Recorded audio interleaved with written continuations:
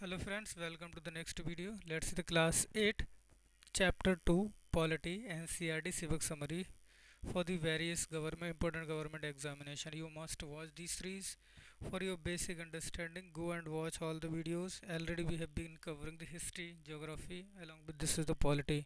Sooner we will cover more NCERT books. So please subscribe and share with your friends. Let's start the chapter 2. Chapter 2 है secularism. Understanding secularism. Secularism refers to the separation of religion. Indian constitution allows individual the freedom to live by their religious belief and practice, जैसे कि article 225 से लेके 30 तक.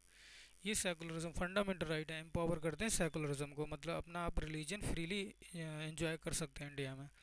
India adopted A strategy of separation of power religion and the power of states. मतलब state अलग है, state का कोई रिलीजन नहीं है, स्टेट एक सेकुलर है, बस सारे रिलीजन को समान देखती है, इसी को हम सेकुलरिज्म बोलते हैं. Are all religion are same in the glance of state. Why is it important to separate religion from the state? क्या था ऐसा, मतलब क्यों ये इंपॉर्टेंट है? It prohibit the domination of one religion over another. एक रिलीजन दूसरे को डोमिनेट ना करे, इसलिए ये सेपरेट करा. To protect the freedom of the individual to exit from the religion, embrace another religion, or have the freedom to interpret the religion teaching differently. they can अपने religion को different तरीके से interpret कर सकते हैं, आपको मतलब बता सकते हैं, उसके बारे में सारी freedom दी गई है. what is the Indian secularism? India का secularism कैसा है? Indian secularism mandate the Indian state is to be secular. आपको पता है India is a secular country है. One religious community does not dominate another. कोई रिलीजियस मतलब जो भी, अगर जैसे हिंदू मेजोरिटी में है तो वो डोमिनेट नहीं कर सकते, क्योंकि इंडियन कॉन्स्टिट्यूशन में सबको इक्वालिटी दी गई है. In a secular state some member do not dominate other member of the same religion. भाई सेम चीज, the state does not enforce any particular religion, और द स्टेट का कोई रिलीजन नहीं है भाई same.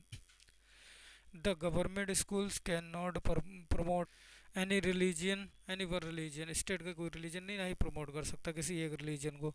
In order to respect the sentiments of the all the religion and not interfere with the religious practice, the state make certain expectations for the particular religious community.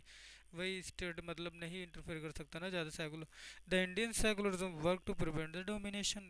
State का इतना ही काम होता है कि सिर्फ डोमिनेशन को protect करना, मतलब डोमिनेट ना करे कोई. In order to prevent the religious based exclusion and discrimination of the lower caste of the Indian Constitution when untouchability of the lower caste, जैसे डिस्क्रिमिनेशन आर्टिकल 15 फंडामेंटल राइट, अगर कोई discriminate करता है तो उसके अगेंस्ट एक्शन लिया जाएगा.